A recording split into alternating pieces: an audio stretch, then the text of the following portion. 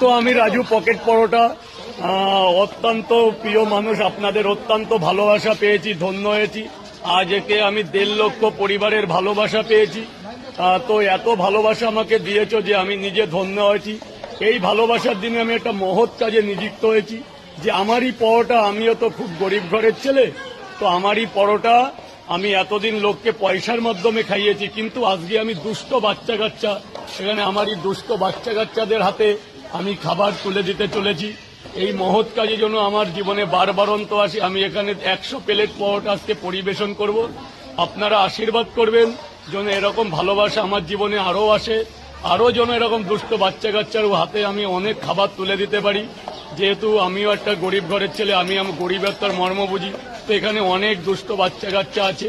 এখানে এটা একটা ক্যাম্প, এই ক্যাম্পের মাধ্যমে এই যে আমি আমার খাবার নিয়েছি, প্লেট নিয়েছি, পরোটা, জল, সবাই